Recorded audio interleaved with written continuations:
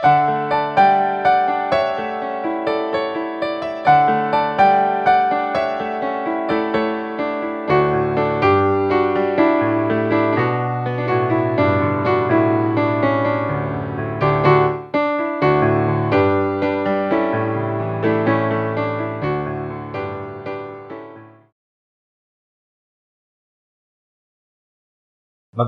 umaga po sa inyo lahat para sa ating paghahanda ukol sa ating panambahan.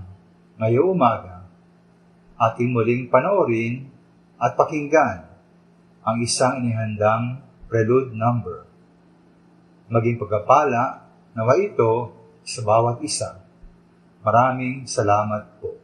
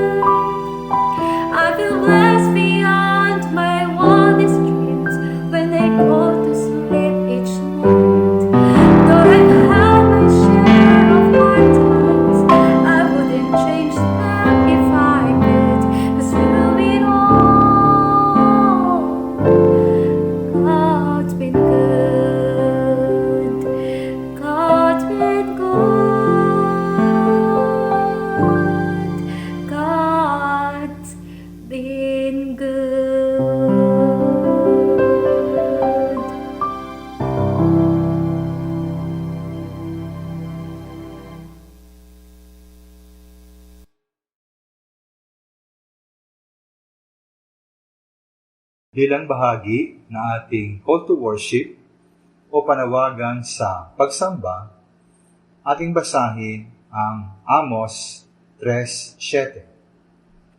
Amos 3:7. Tunay na ang Panginoong Diyos ay walang gagawin, kundi kanyang ihayag ang kanyang lihim sa kanyang mga lingkod na mga propeta. Naway pagpalain ng Panginoon ang pagbasa ng kanyang salita. Sa ating pagdako sa isang sandaling katahimikan, ating muling iyuko ang ating ulo at ipikit ang ating mga mata.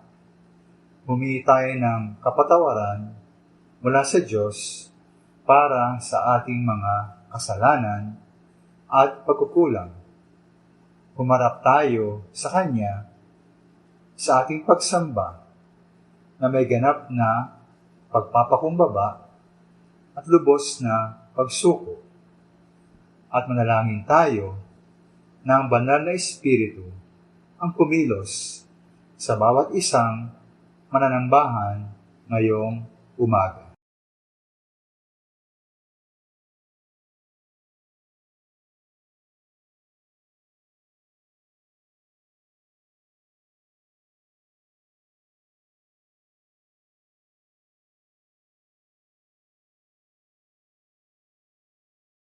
Tayo ay manalangin. Kami nagpapasalamat, O Diyos, sa inyong pag-iingat at pagkalinga sa amin araw-araw. Maraming salamat, Panginoon, sa aming kalusugan at lakas ng aming pangatawan. At dahil dito, ay amin nagaganap ang aming mga gawain.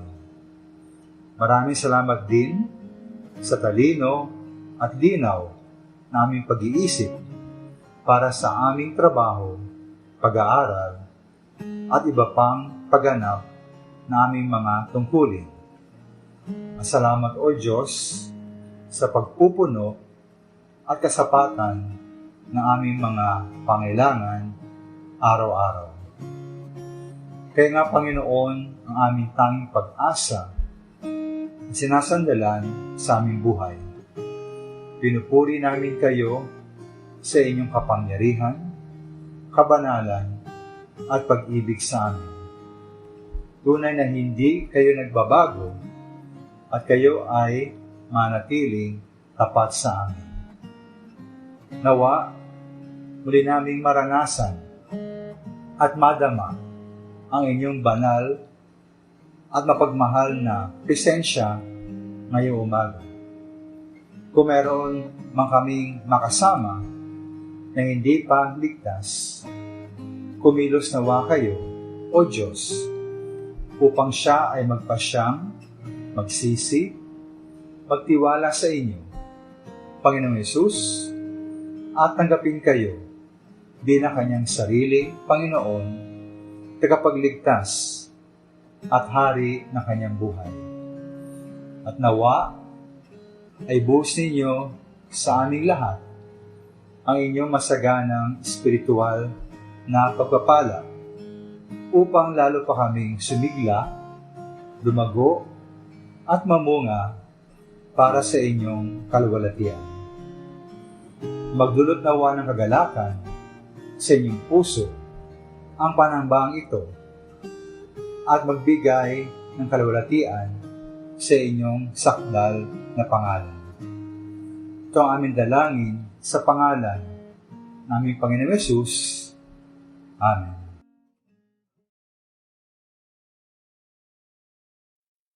Isang mapagpalang umaga po sa inyong lahat at welcome po sa ating Sunday Worship Service. At para po sa ating pananambahan, ako po ang inyong song leader, si Brother Marvin Cabrera. At ipumpurihin ang ating Panginoon. Trust and obey. When we walk with the Lord in the light of His Word, what a glory He sheds on our way. While we do His good will, He abides with us still, and with all who will trust and obey. Trust and obey, for there's no other way to be happy in Jesus. but to trust and obey. Not a shadow can rise, not a cloud in the skies, but His smile quickly drives it away. Not a doubt nor a fear, not a sigh nor a tear can abide while we trust and obey. Trust and obey, for there's no other way to be happy in Jesus but to trust and obey.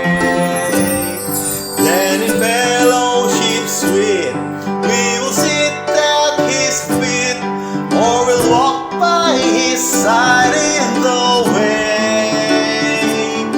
What He says we will do, where He sends we will go. Never fear, only trust and obey. Trust and obey, for there's no other way to be happy in Jesus but to trust and obey.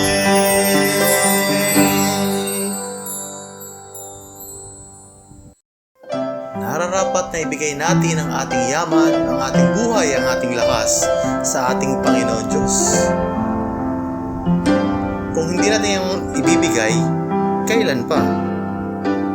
Kailan pa ibibigay ang buhay mo't lakas sa Kanya na nagbigay sa iyo ng buhay na wagas?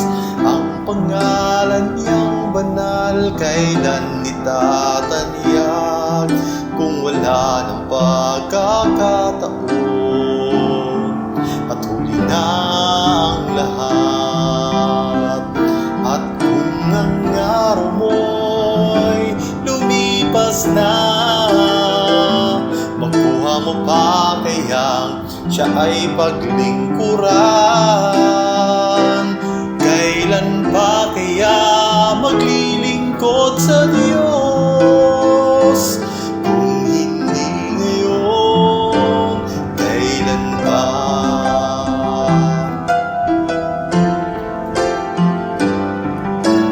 Kailan pa ibibigay ang buhay mo't lakas sa Kanya na nagbigay sa iyo ng buhay na wagas? Ang pangalan niyang banal kailan itatanyag kung wala ng pagkakataon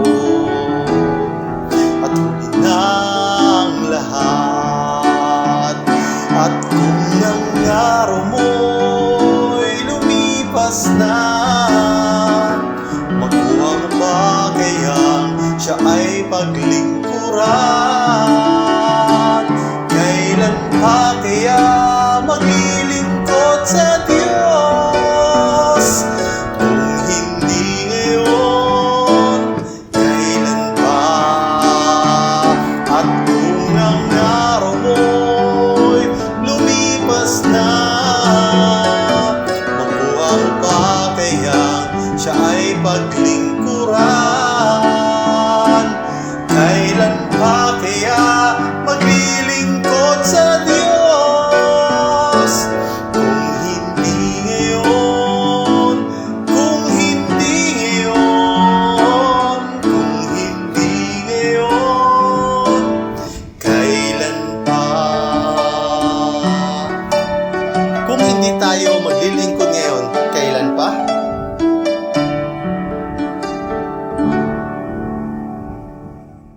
Magandang umaga pong muli sa inyong lahat. Atin pong batiin ang bawat isa at kamustahin sa pamamagitan ng pagko-comment sa ating comment section habang inaawit ang obedience.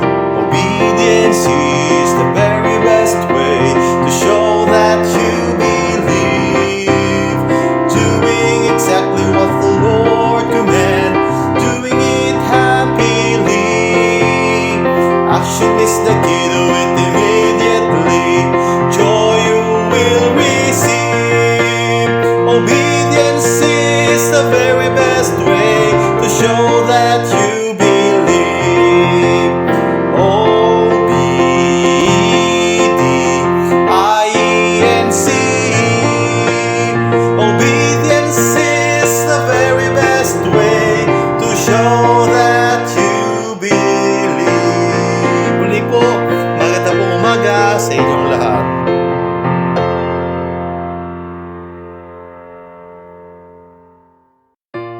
tunghayan po natin ang ating mga gawain para sa mga susunod na mga araw. Midweek service, Wednesdays at 7 p.m. via Facebook livestream. COVID Bible School, Lunes hanggang Sabado tuwing umaga sa ating Facebook page, YouTube channel at sa Bethany Members Group Chat. Children's Ministry every Sunday via Google Classroom. Good Samaritan Ministry. Personal Evangelism class with Pastor Evias and Sister Minda every Saturday at 5 to 6 p.m. Maligayang kaarawan po sa mga sumusunod. August 15, today, Leo Fulgar, Catherine Rodriguez, and Michael Jane Brudio. August 19, Thursday, James John Sepulveda and Christopher Rodriguez. August 20, Friday, Brian Dormido. August 21, Saturday, David Aljones Mata.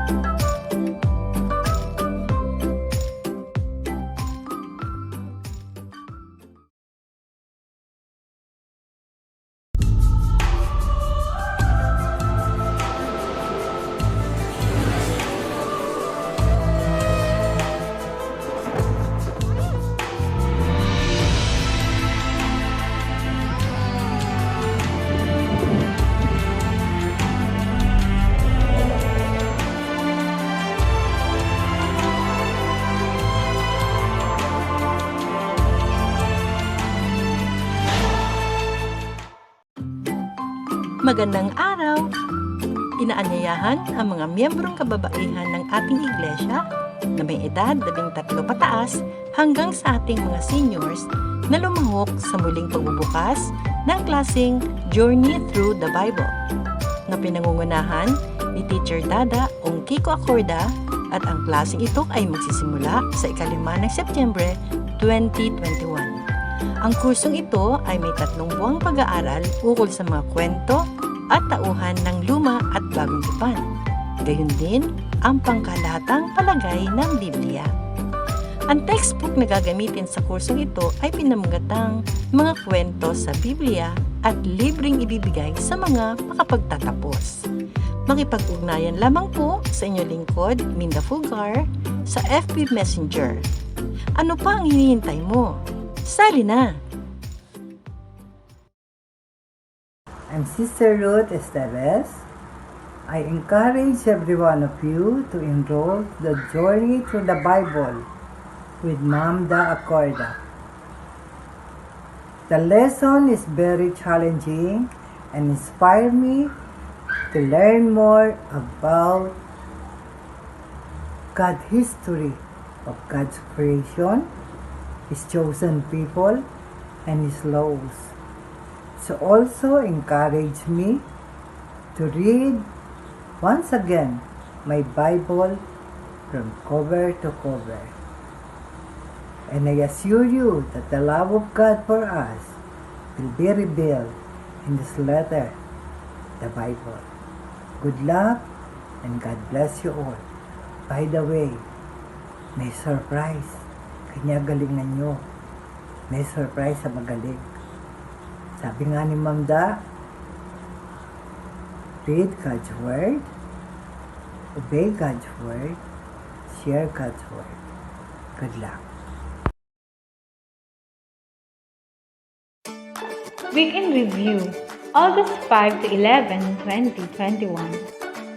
Middle Adult Online Fellowship, Leaders Meeting, Preparation for Vacation Bible Class, BKDIC Sunday School, JYP Online Fellowship, Seniors Online Fellowship, Online Bible Study led by Pastor Evias with Pastor J. Casilcid, Ma'am Emily Imperial, Ma'am Jenny De Guia, and Brother Jobert Valdez. 90 members watching worship service by Longhoff Family and Hamside. Camarin members watching worship service, Efren Family.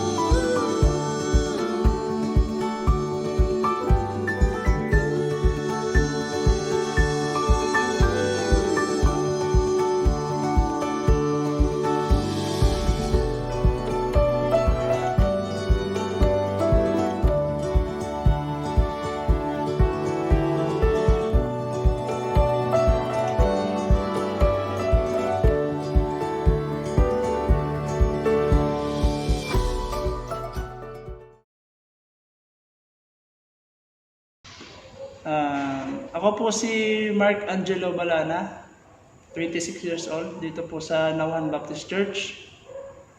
At namatay po yung aming pastor na mayapa, nasa langit na po siya.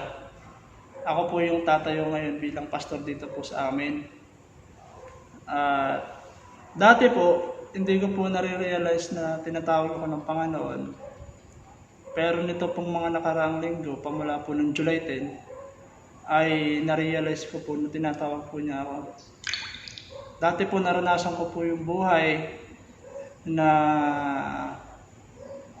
bagay black sheep ng family. Medyo may loko-loko ng konti. Pero nangungusap po sa akin ng Panginoon. Hindi po dahil nakokonsensya ako na namatay nga po ang papa ko na hindi ko po siya tinutulungan. Na may mga pagkakataon akong sumasama, may pagkakataon din naman akong hindi. Pero pamula po nung na-realize ko na kailangan po ako sa ministry, wala na pong tanong-tanong. Talagang ako po yung tatayo. Sinabi ko po ng ganyan kay mama, sa aming mga miyembro. Kahit po meron akong mga history na may nagawa akong pagkakamali at medyo mayroong katigasan ng ulo. Sabi ko po sa mga pastor, pastor hindi ko po kaya. Sinabi po ng mga pastor po dito na matatanda. Sabi ko ay hindi ko po kaya, ayoko po. Ang sagot po nila sa akin, dati hindi din namin kaya. Dati ayaw din namin. At nabasa ko po sa isang verse sa Bible, nung kami po yung nagpe-prayer meeting, ay sinabi po doon na sa Proverbs, sabi po doon ay trust in the Lord with all thine heart, and lean not unto thine own understanding.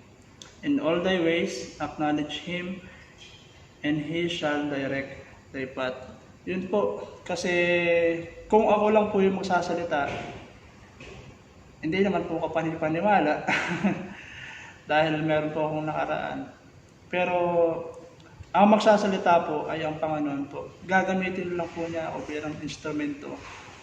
At sa ngayon po, nasa puso ko po na magpapagamit po ako sa Panginoon. Kaya po, hinihiling ko po sa inyong lahat na ipag-pray niyo po ako. Kahit sa mga members po ng church namin, sinasabihan ko po sila lahat na ipag-pray po nila ako na yung puso at yung tiwala sa Panginoon na yun yung mga ibabaw sa akin palagi. Kaya po humihingi po ako ng tulong sa inyo na ipanalangin ako ang church na ito na ngayon po ay nagdadalamhati. Kaya po nagpapasalamat po ako sa inyo, ma'am, na meron pong ganito, na meron pong mapaglalabasan ng sama ng loob, makakausap, as encouragement and inspiration po para po sa amin dito po sa Nauhan. Yun po. Salamat po.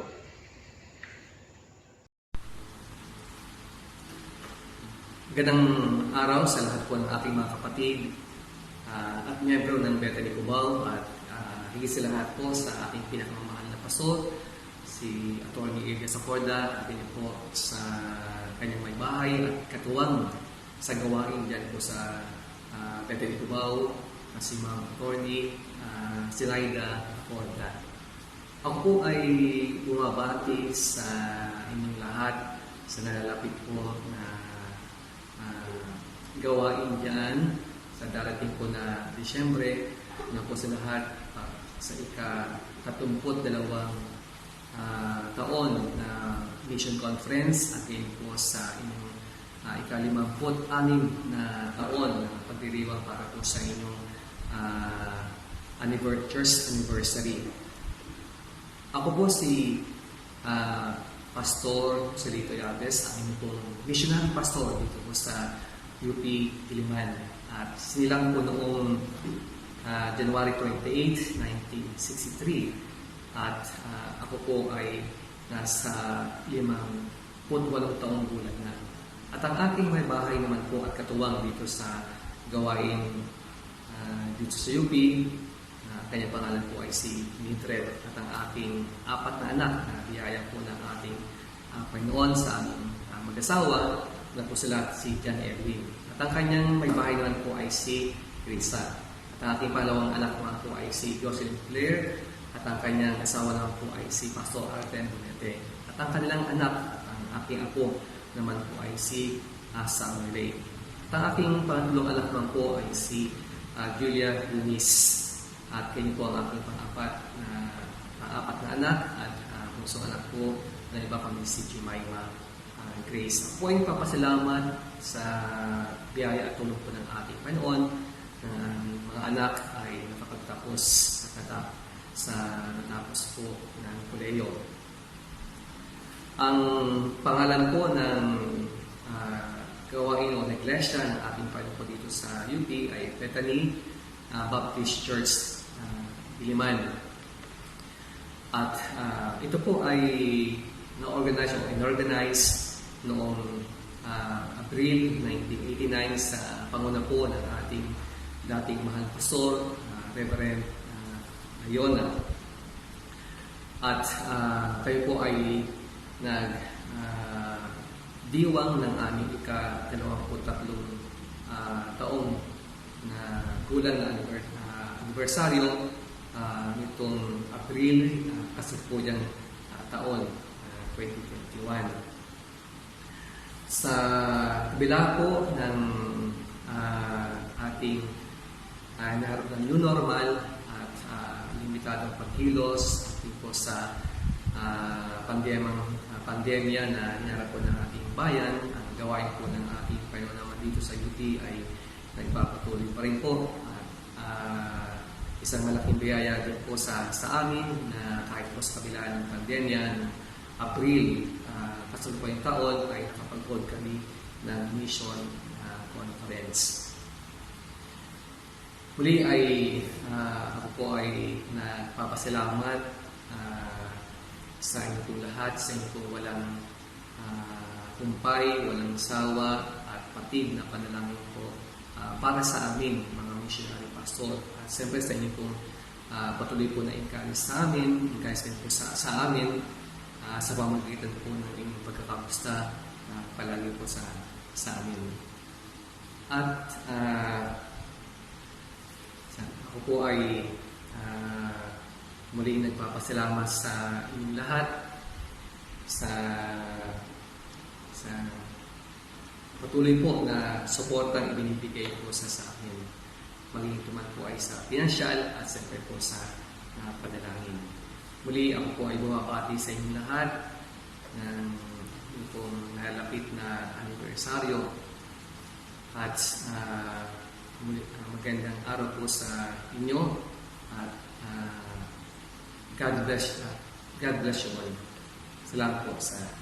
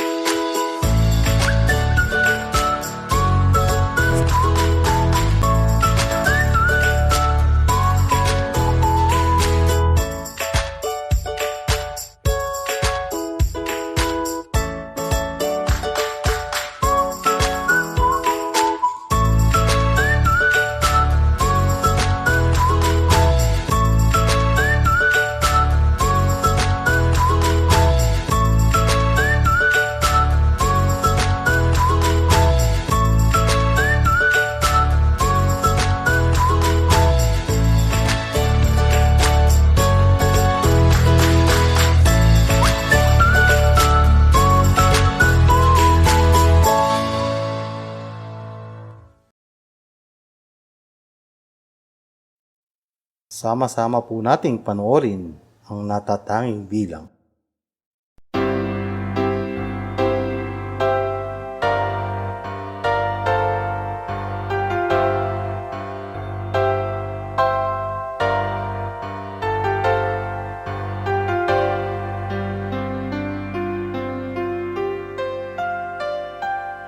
We have labored in the vineyards of the Lord, and it seems the world has stolen our reward.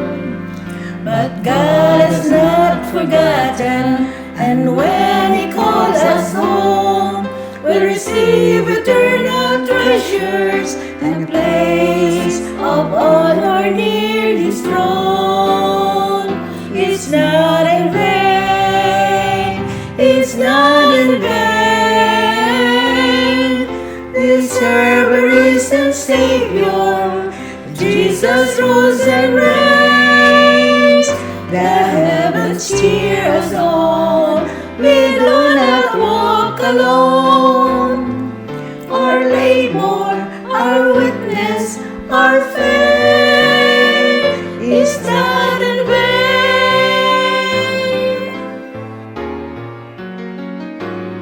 Let us sing our faithful service through the years.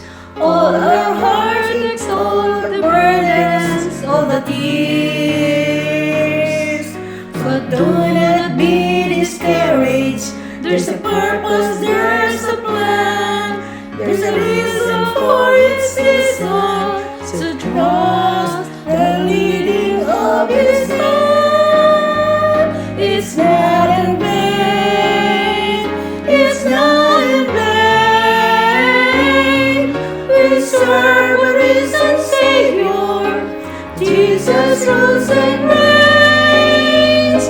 The heavens cheer us on, we do not walk alone.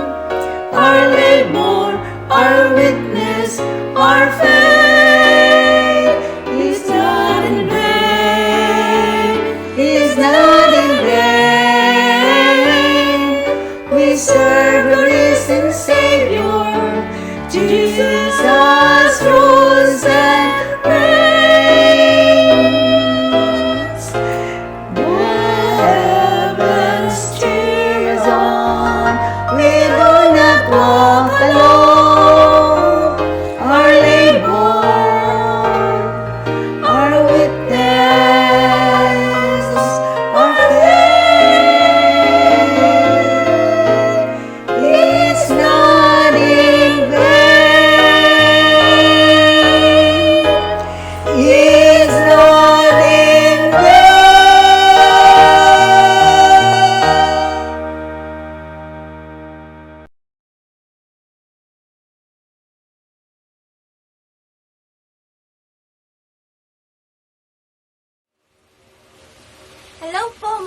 umaga po sa ating lahat. Kamusta po kayo?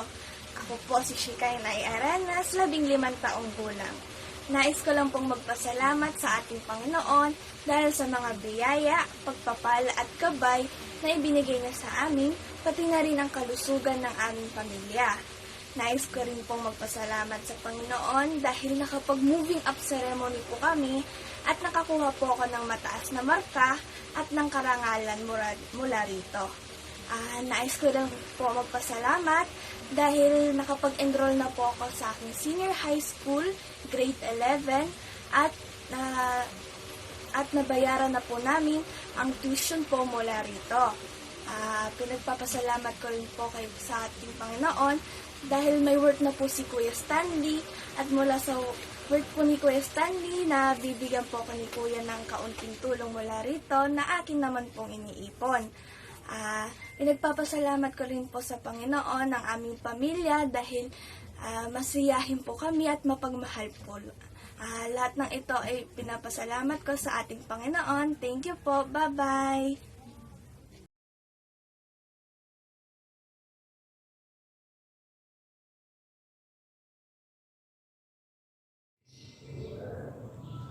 Magandang umaga po sa ating lahat, sa ating pag-aaral ng salita ng Panginoon. Ang ating pamagat sa umagang ito, ang karunungan mula sa Diyos. Ang karunungan mula sa Diyos. Na ating mababasa sa Santiago chapter 3, verse 13 na sinasabi, sino sa inyo ang marunong at nakakaunawa? Ipakita ninyo ito sa pamamagitan ng wastong pamumuhay, bunga ng kapakumbabaan at karunungan. Kabilang sa mahalagang biyaya ng Diyos sa tao ay pagiging matalino. Higit sa iba pang nilikha sa mundo. Subalit may karunungan ang tao na buhat lamang sa mundo at may kaloob ang Diyos ng karunungan para sa mga sumampalataya. Kailangan nating mananampalataya ang karunungan ito dahil tapat tayong maging matalino sa ating mga desisyon o pagpili sa ating paghatol sa tama o maling gawain para hindi tayo mahulog sa pagkakasala. Ang karunungang maka-Diyos ay mula sa Diyos. Ito ay bunga ng panalangin. Ayon sa Santiago 1:5, ngunit kung ang sinuman sa inyo ay kulang sa karunungan, humingi siya sa Diyos at siya ay bibigyan, sapagkat ang Diyos ay nagbibigay ng sagana at di nanunumba. Una, karunungan ng kamunduhan. Ang mundo ay may sariling karunungan. Ito ay mula sa dyablo, tulad ng pagtuturo ng masama na naganap sa Genesis chapter 3. Nang turuan ng dyablo ang unang tao na lumabag sa utos ng Diyos. Ang tinutukoy ng ganitong uri ng karunungan ay ang inggit, makasariling hangarin. Tandaan na si Satanas ay inggit sa Diyos at naghahangad ng sariling kapangyarihan at sumuway sa Diyos. Maraming tao ang nahulog sa patibong na ito. Sila ay mga taong uhaw sa kapangyarihan, matakaw hanggang makasakit, makuha lamang ang hangad. Ang mga sariling hangarin ay mapanganib. Sinasakripisyo nito ang kapakanan ng ibang tao para makamit ang sariling minimitik kahit wala sa katwiran. Sinisira nito ang iba para may taas lamang ang sarili. Nagbubunga ito ng kaguluhan. Ayon sa versikulo 17, ngunit ang may karunungan ay mula sa Diyos. Una sa lahat ay malinis ang pamumuhay na ibigay sa kapwa, may nahon, mapagbigay, mahabagin, masipag sa paggawa ng mabuti at hindi nagtatali. Malinis na pamumuhay. Ang malinis na pamumuhay na buhay ay nilinis ng Diyos sa dugo ni Kristo. Ito ay pinatawad na, ngunit hindi natatapos. Kailangan nating tumalikod sa kasalanan upang mapanatiling malinis. Kailangan itong sumunod sa mga utos ng Diyos hanggang sa mabago ng lubusan ang ating ganap na kabanalan. Ang sinusunod na pamantayan ng kalinisan ng buhay ng Diyos at hindi ng mundo. Tandaan na maraming tanggap ang kamunduan na hindi ayon sa kalooban ng Diyos. Magandang umaga po at maraming salamat.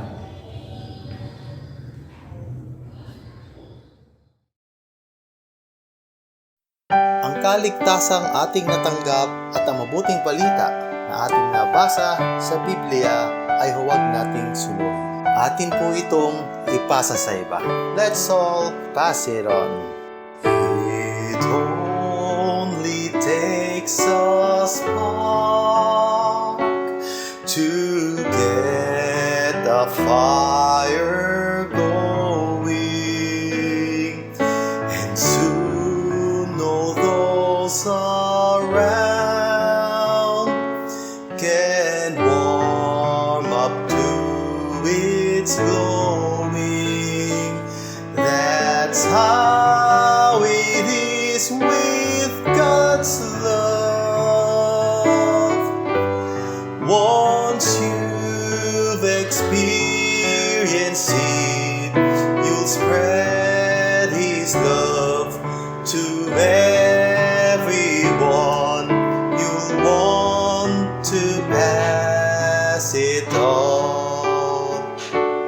What a wondrous time is spring, when all the trees are budding, the birds begin to sing, the flowers start their blooming. That's how it is with God's love. Once you've experienced it, you'll want to sing. It's fresh like spring. You'll want to pass it on. I wish for you, my friend, this happiness that I found. You can depend on Him. It matters not where you're bound. I'll shout it from the mountaintop. I want the world to know the Lord of love has come to me. I want to pass it on. I'll shout it from the mountaintop. I want the world to know the Lord of love has come to me. I want to pass it on. I want to pass it on.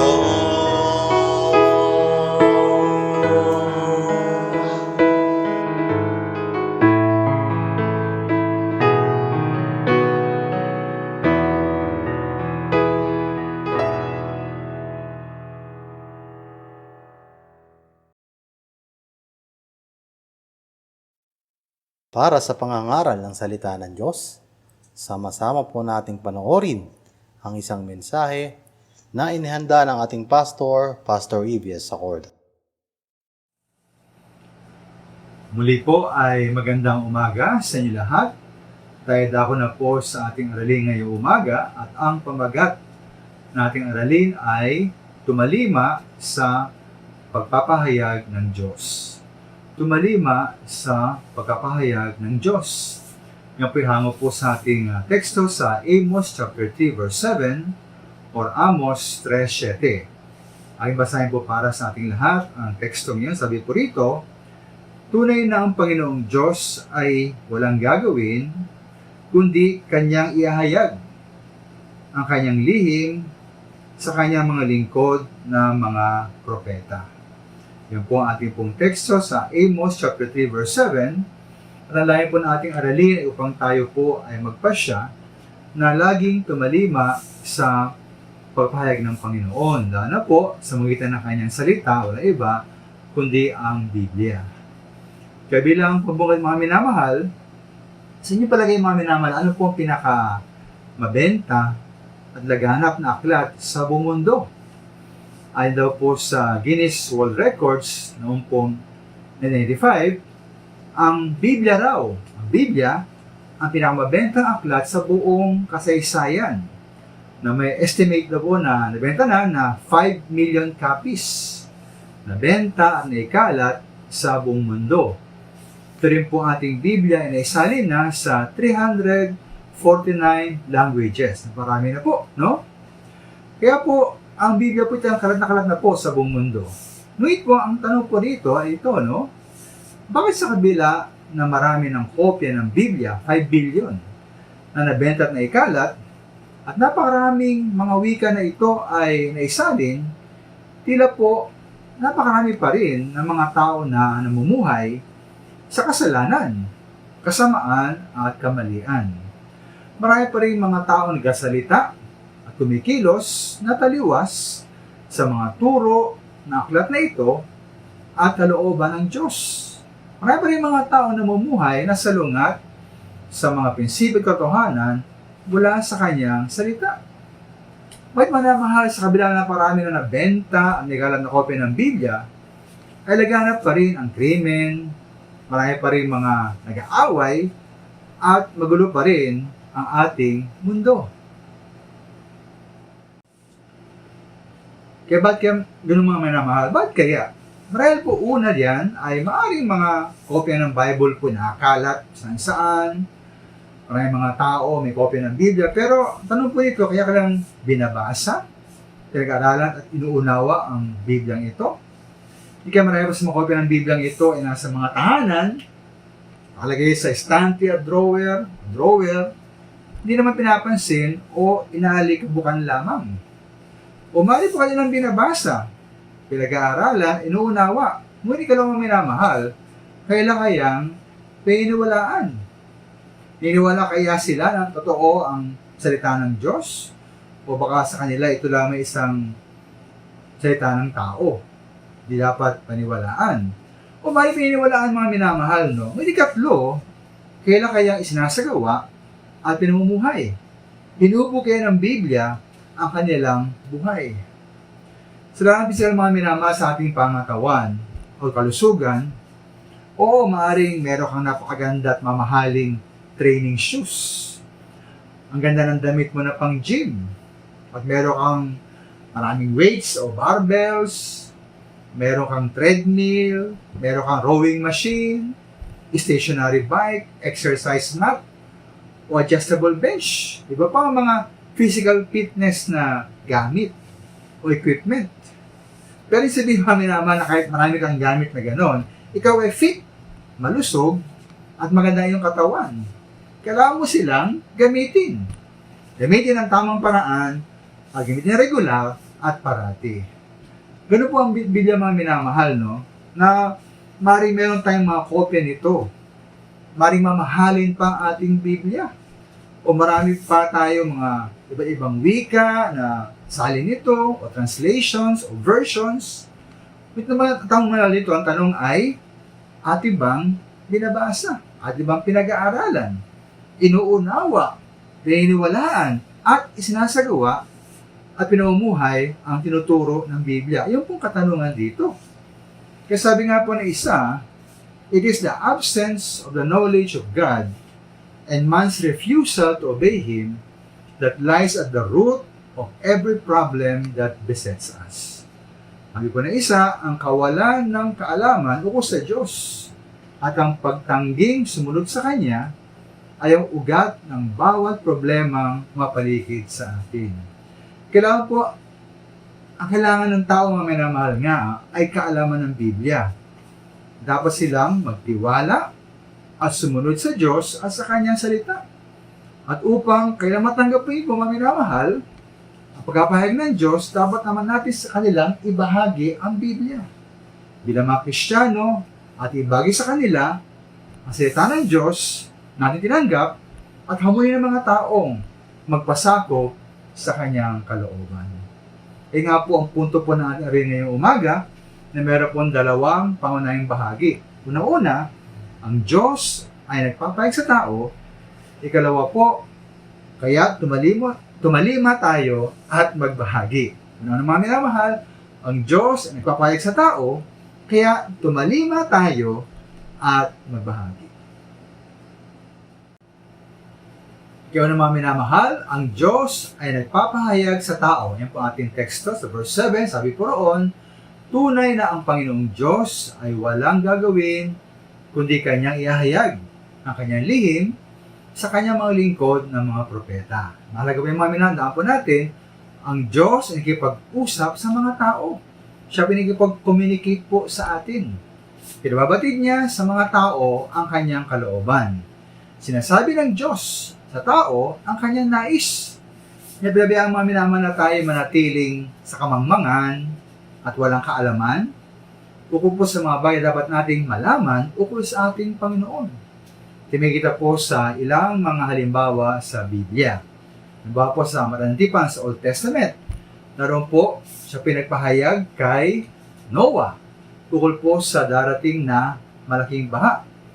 Kaya po Genesis chapter 6 verse 13, sabi po roon, sinabi ng Diyos kay Noe, ang wakas ng lahat ng tao ay dumating sa harap ko, sapagkat ang lupa ay napuno ng karahasan dahil sa kanila. At narito, sila'y aking lilipuling kalakip ng lupa. Kaya mga minamahal, bago nagbaha at bago ginunaw ng Diyos ang salibutan, ay pinahayag muna ng Diyos ang kanyang plano at gagawin. Nagbigay po siya ating Panginoon ng babala sa mga tao. Siya rin pinagpahayag mga minamahal kay Abraham. Kay Abraham, ukol sa pagwasak ng Sodom at Gomorrah. Genesis chapter 18 verse 17, sabi po roon, sinabi ng Panginoon, ilihim ko ba kay Abraham ang aking gagawin? At pinahayag po nga ng Diyos kay Abraham ang kanyang gaganaping paggunaw at pagwasak ng Sodoma at Gomorrah bago niya ginanap ito. Ngayon yung mga si Kristo rin po, ating Panginoon Yesus. Si Kristo ay nagpahayag sa kanyang mga alagad. Una naman ako sa kanyang pagkakanulo mga minamahal, no? Bago siya pagkanulo, sinabi niya na sa kanyang mga alagad. Sa John 13:89, sabi niya po roon, ngunit upang matupad ang kasulatan, ang kumakain na aking tinapay ay nagtaas ng kanyang sakong laban sa akin. Kaya po bago mangyari ang pagkanulo kay Kristo, ay kanyang pinahayag ito upang sila ay manampalataya sa Kanya.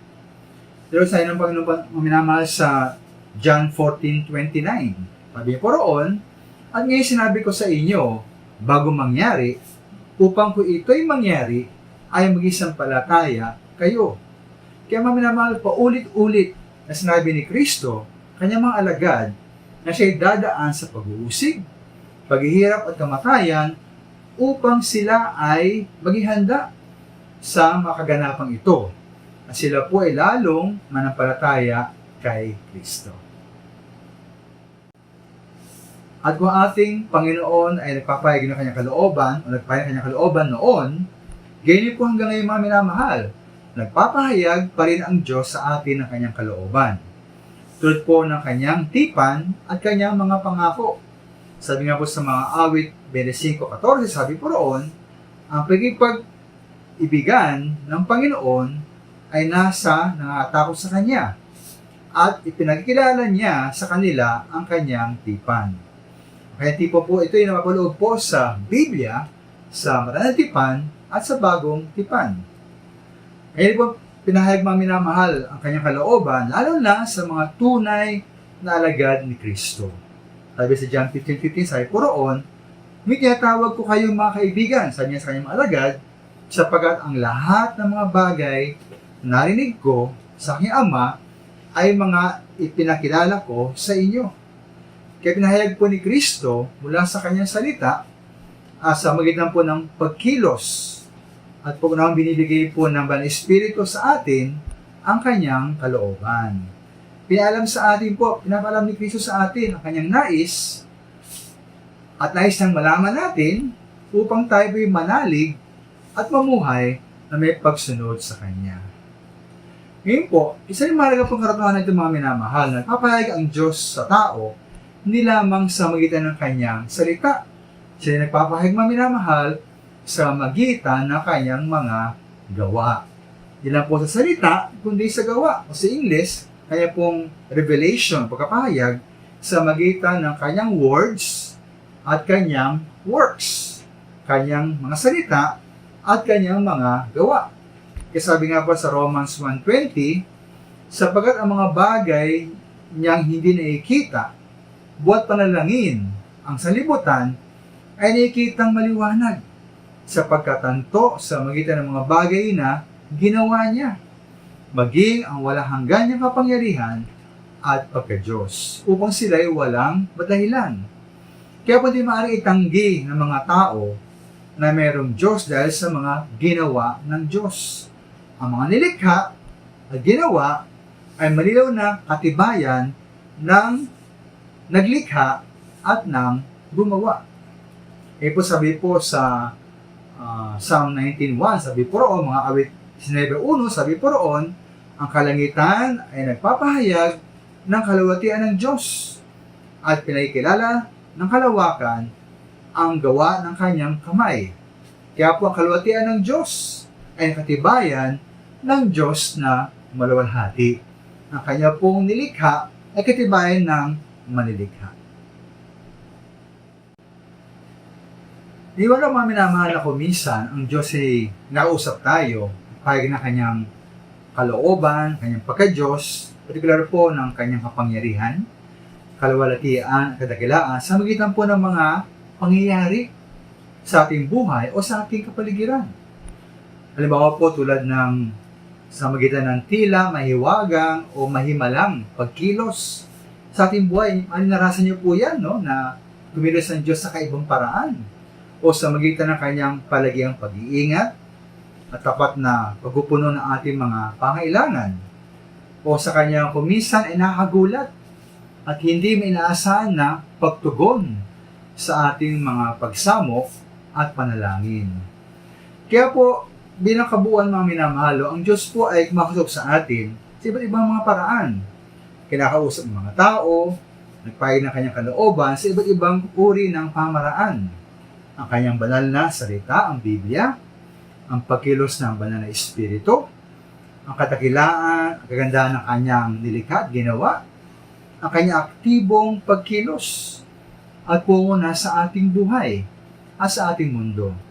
Ngunit kung tanong namin dito, bakit sa kabila ng maraming tinig ng Diyos at maraming paraan ng pagpahayag niya ng kanyang kalooban sa mga tao, ay marami pa rin hindi nakikinig sa Diyos? Bakit ganun po mga minamahal, no? Marami pa rin tumatanggi sa kanyang panawagan at nagbaliwala sa kanyang paanyaya. Ay nga po sa isa ukol dito, God's voice is still and quiet and easily buried under an avalanche of clamor. Sa Tagalog po, ang tinig ng Diyos ay payapa tahimik at madaling matabunan ng pagguho ng kaingayan. Siguro may namahal, kaya siguro ang tao po parang hindi makapakinig ng kanyang tinig o pagkapahayag dahil sa napakaraming ingay na nagtatakip at tumatabon sa tinig ng Diyos. At dahil sa mga ingay na ito, hindi napapansin at narinig ang kanyang mensahe at pagkapahayag. Ano po halimbawa po ng mga ingay nito na maaring nagtatakip o tumatabon sa komunikasyon ng Panginoon sa atin? Kaya po, ano kayo mga halimbawa ng mga ingay na maaari tumatakip sa tinig ng Panginoon? Isa po dyan, para sa akin, yung pagiging abala. Abala tayo, abala mga tao, sarili mga plano, ambisyon, gawain at layunin. Kasama na pagiging abala siguro tayo sa ating pag-aaral, trabaho, pag-negosyo, at mga iba't ibang bagay na pangsarili. Kaya wala tayong panahon, wala tayong atensyon para makinig sa pagpapahayag ng Diyos. Wala tayong panahon, siguro mabasa ng Biblia o makinig sa kanyang pangaral. Ikalawa po dyan, no, na ingay ay yung pagiging tuliro dahil sa mga pag-aalala at kabalisahan.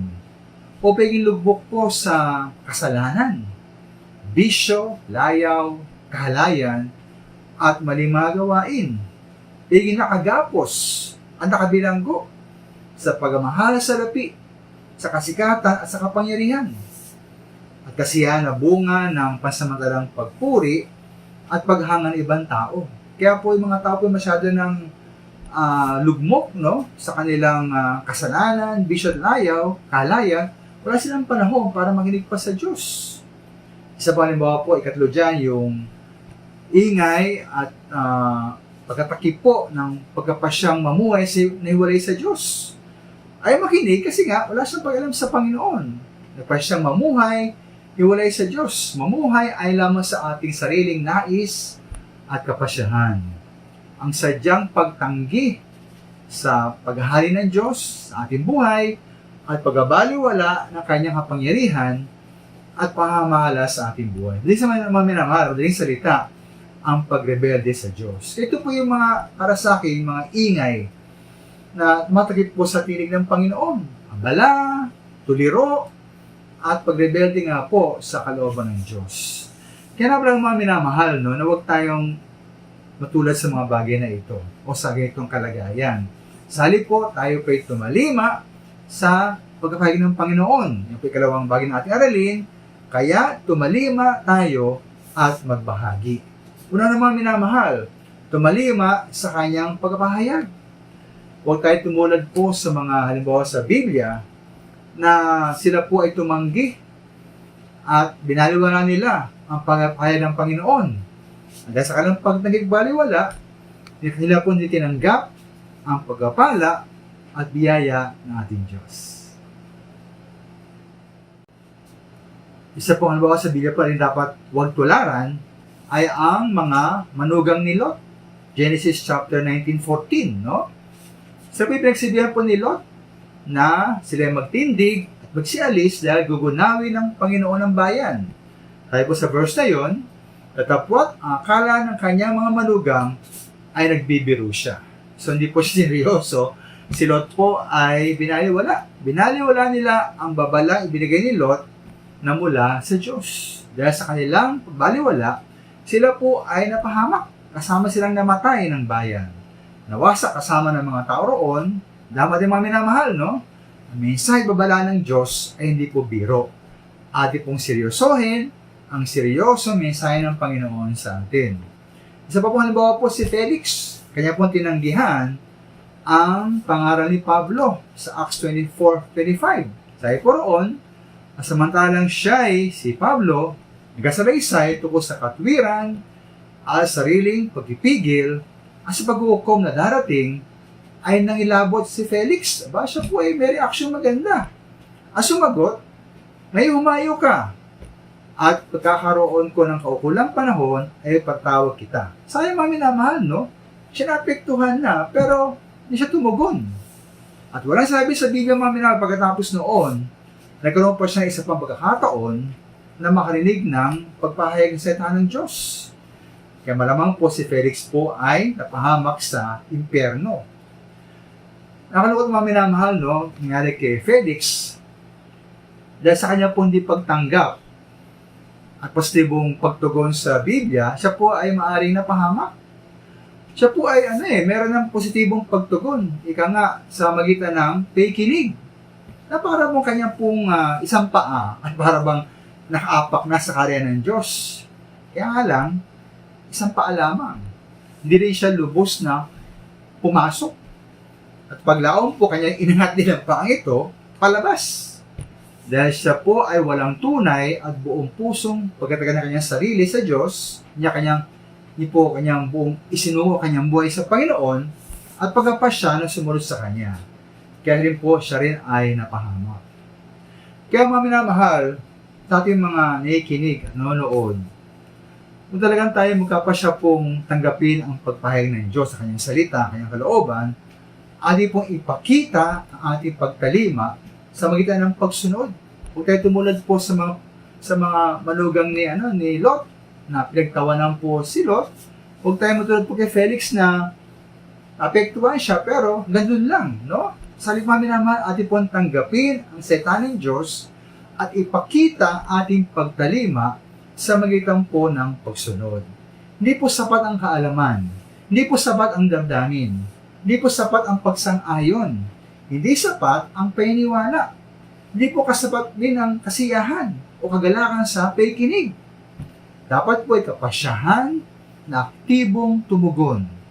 Dapat ay pagkilos. Dapat ay pagsasagawa. Dapat ay may pagbabago sa ating uri ng pumuhay. Kapag po ang tunay na bunga ng panampalataya at katibayan ng panampalataya, ang tunay na bunga ng pagtitiwala sa Diyos ay pagbabago sa uri na ating pumuhay. Umamin natin po ipakita natin ating pagtalima sa pagsunod. Sabi nga isang maminal ukol dito, only he who believes is obedient, and only he who is obedient believes. Tangi ang naniniwala ang sumusunod, at tangi ang sumusunod ang naniniwala. Ating pong patunayan na tunay ating pagtanggap sa kapayan ng Diyos sa magitan ng pagkilos, pagsunod. Totoo po ating paniniwala, pagtitiwala at panampalataya sa Kanya sa magitan ng pagsunod. Ito ang pagsunod na may pagkilos at pagbabago. Pero naman ating pong ibahagi ang ating tinanggap na salita. Ibahagi natin ang ating tinanggap. Nawa nga po mag-init sa ating puso ang salita ng Diyos. Ang salita sa ating pong napakinggan. Mag-init po sa ating puso. Mag-init, napakainit. Kung kaya wala tayong magawa, kundi ibahagi ang salita ng Diyos sa iba.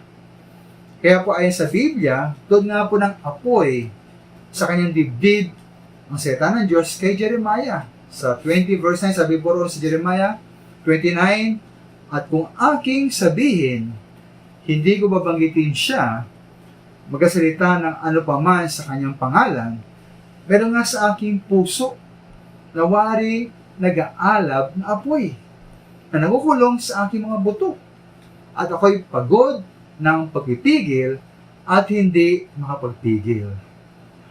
Nawa may namahal, no? Mapagod ang bawat Kristiyano sa Bethany Cubao sa pagtago at pagkingkim ng salita ng Diyos sa ating puso, pagtago ng Ebanghelyo. Ang sa halip po ay magpasya tayo, bawat isa, na ibahagi ang init ng pag-ibig ng Diyos para sa kailigtas po ng mga tao. Matanda po ating mga minamandaan ito na lahat tayo mga Kristiyano ay magbibigay sulit sa ating Diyos ukol sa mga bagay na pinagkatiwala sa atin tulad po ng salita ng Panginoon.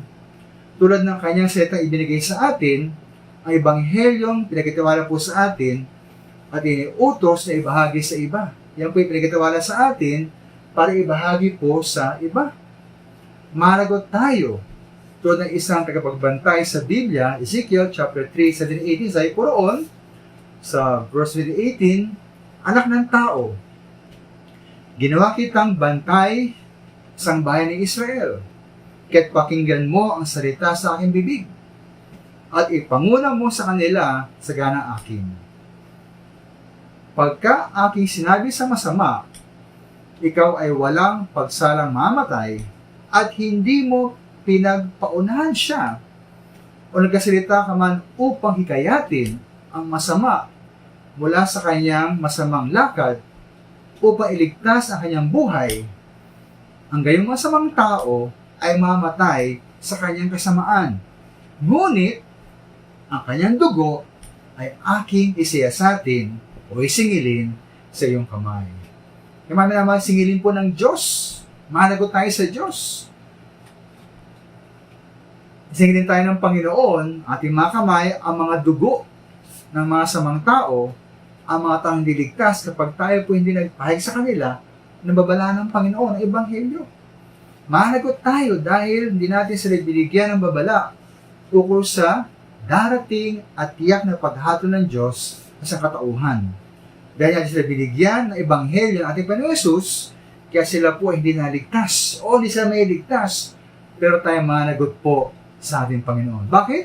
Sapagkat tayo nanahimik, hindi nagbahagi ng salita ng Panginoon sa kanila. Yung mga minamahal bilang pangwakas ng ating aralin, ngayong umaga, kung wala pa tayong katiyakan ng langit at katiyakan ng kapatawaran ng ating mga kasalanan, nawa ating po pakinggan ang salita ng Diyos. Makinig tayo sa babala at pagpapahayag ng Panginoon. Di ba rin naranasan, di pa tayo dumadaan sa muling kapanganakan, di pa tayo tunay na anak ng Diyos ayon sa Biblia, tumugon tayo sa panawagan ng Ebanghelyo, sa panawagan ng Diyos para sa ating kaligtasan. Tayo magsisi sa ating mga kasalanan. Tayo magtiwala kay Kristo. Tayo manampalataya at sumandal sa kanyang kamatayan, pagkalibing, at muli pagkabuhay. Ang kaligtasan mula kay Kristo bilang tangit sapat na biyaya at paraan para sa ating pagtakas sa impyerno at pagpasok sa langit. At tayo magsuko na ating buong sarili sa Diyos. Alis siyang kilalanin, tagapin si Kristo bilang ating sariling Panginoon, tagapagligtas at hari na ating buhay. At para po sa ating mga ligtas na, para sa ating mga pinanak na muli, at para sa ating mga tunay na manampalataya, mga minamahal, nawa tayo ay kumilos agad. Maging masipag at kumilos palagi. Huwag sayangin ang mga pagkakataon. Huwag magtapon ng oras. Gamitin ang lahat ng pagkakataon upang maibahagi ang pagpahayag ng Diyos. Para maibahagi ang Ebanghelyo sa mga tao, sa mga hindi ligtas. Sabi nga po sa Romans 10:17, na po natin, kaya nga ang paniniwala ng gagaling sa pakikinig, at ang pakikinig ay sa magitan ng salita ni Kristo. Paano sila maniniwala kung di sila makapakinig? At paano sila makikinig kung walang magabagi sa kanila ukol sa ating Panginoon Yesus? Mga minamahal, mga kapatid sa pananampalataya, di lagi nasa atin ang pagkakataon na magbahagi ng salita ng Diyos. Ay nga po sa isa, the gospel is only good news if it gets there in time. Ang ebanghelyo ay mabuting balita lamang kung makarating ng sa oras. Paano kung huli na? Wala na po. Wala na silang papakinggan. Sila sa impyerno na. Anin pa ang pagkapahayag ng ebanghelyo kung patay na ang mga dapat nakinig. O wala na tayo bilang mga mensahero ng salita ng Diyos. Ika nga, anin pa ang damo kung patay na ang kabayo. Maraming salamat po.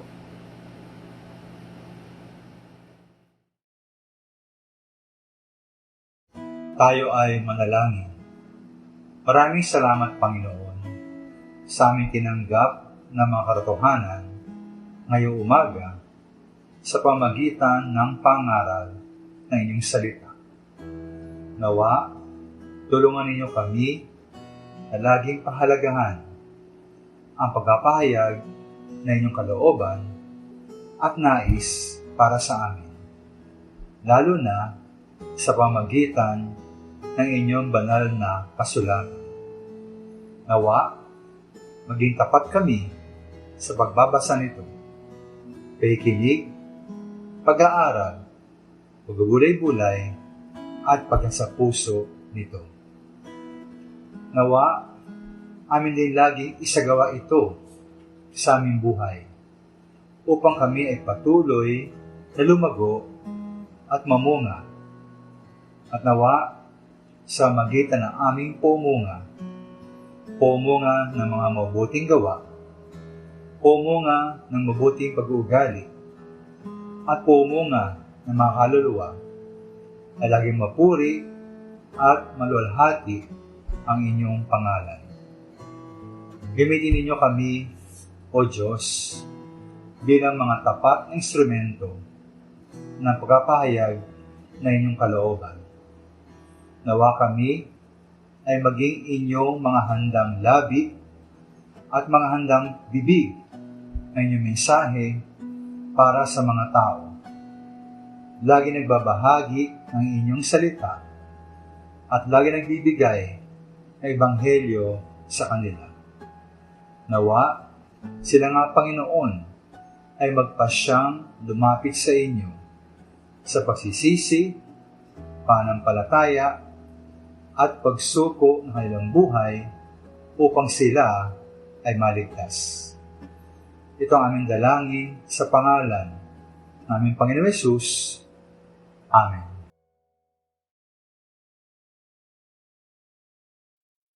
Tayo po ay dadako sa ating pagbibigayan. 2 Korinto 9:7. Magbigay bawat isa ayon sa pinasya ng kanyang puso, huwag mabigat sa loob o dahil sa kailangan, sapagkat iniibig ng Diyos ang nagbibigay na masaya.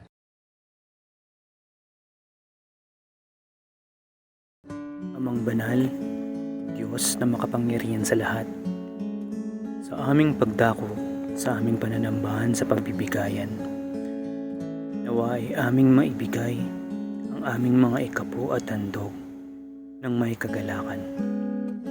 At aking dalangin na ikaw ang mapuri at masamba. Ikaw na siyang nagbibigay ng aming mga pangangailangan, tumutugon sa aming mga hinaing, at sumasagot sa aming mga dalangin. Pagpalain ninyo nawa ang aming gawain sa pagbibigay. Hipuin ng banal na espiritu ang bawat isa at makapagbigay ng may kagalakan, sapagkat iniibig ninyo ang nagbibigay ng may kagalakan. Lahat ito ay aking idinadalangin sa matamis na pangalan ng Panginoong Hesus. Amen.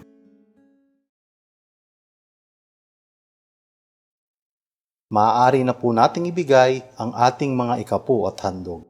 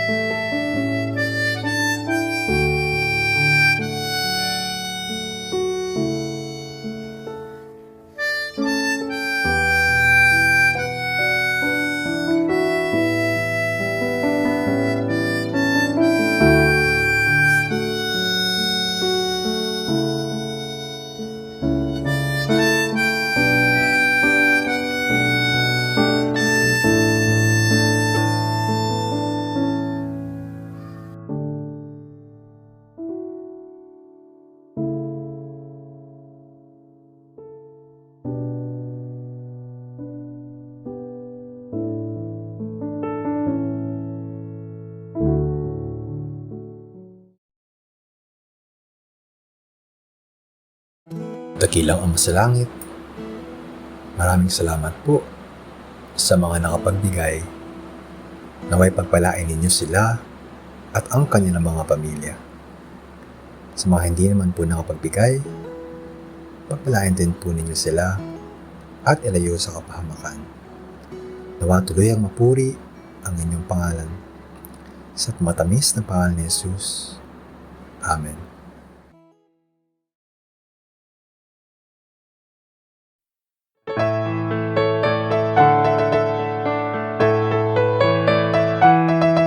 Be strong in the Lord and be of good courage. Your defender is He who is always the same.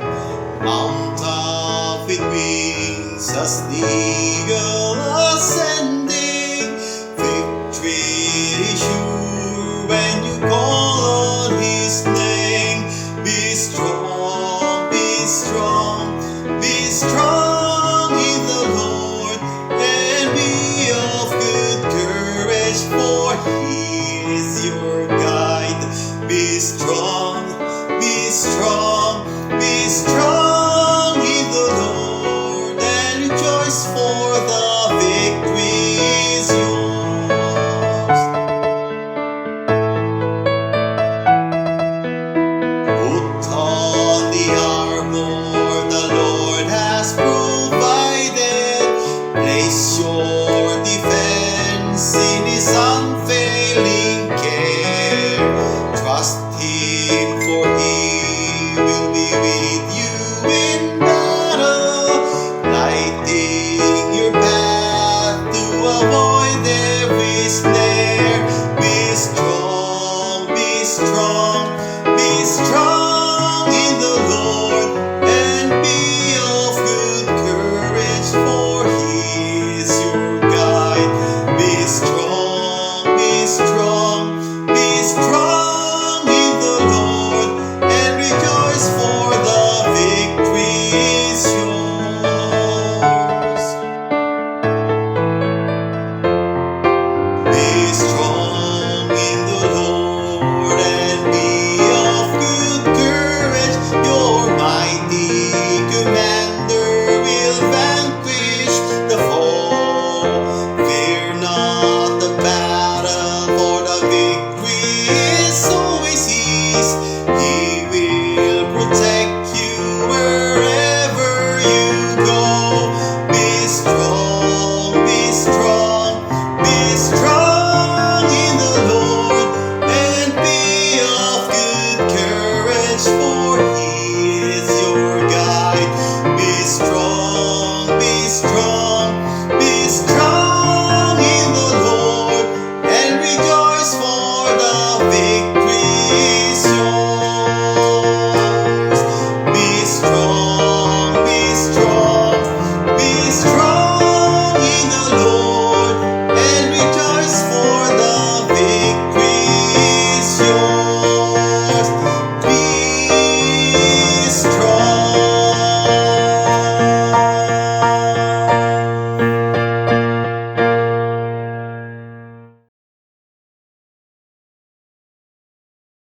Dakilang Diyos na makapangyarihan sa lahat, maraming salamat po sa inyong gabay, pag-iingat at pagmamahal sa bawat isa sa amin. Maraming salamat sa mga kapatiran at mga bisita na amin nakasama ngayon sa pananambahan. Nawa ay tulungan ninyo kami na laging unahin at pahalagahan ang inyong kalooban sa aming mga buhay. Maging tapat kami sa inyong salita sa pamamagitan ng pagbabasa nito, pakikinig sa mga aral, pagbubulay-bulay at pagsasapuso nito. Maisagawa po nawa namin ang inyong mga salita at aral sa aming mga buhay, nang sa gayon ay patuloy na lumago at mamunga ang bawat isa. Naway magamit ninyo kami, O Diyos, sa pagbahagi at pagpapalaganap ng inyong banal na salita. Ingatan ninyo ang aming pastor kasama ang kanyang buong sambahayan. Biyayaan siya na malakas pangatawan at karunungan sa kanyang trabaho at sa pamumuno ng aming iglesia. patuloy ninyong pagpalain at gabayan ang bawat isa, O Diyos, sa mga susunod na araw. Palakasin ang aming pangangatawan at patatagin ang aming pananampalataya, lalo sa panahon ngayon na may pandemya. Gabayan din ninyo, O Diyos, ang lahat ng mga namumuno sa aming bansa. Ang lahat ng ito ay aming pinasasalamatan at ang lahat ng papuri aming ibinabalik sa pangalan ni Jesus. Amen.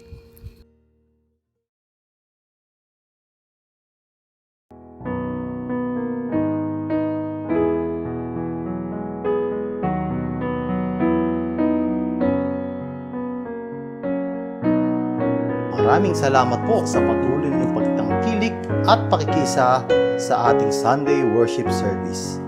Nawa po, huwag po kayo magkasawa at patuloy po tayong sama-samang sambahin ang ating Panginoon sa susunod na linggo. Maraming salamat po.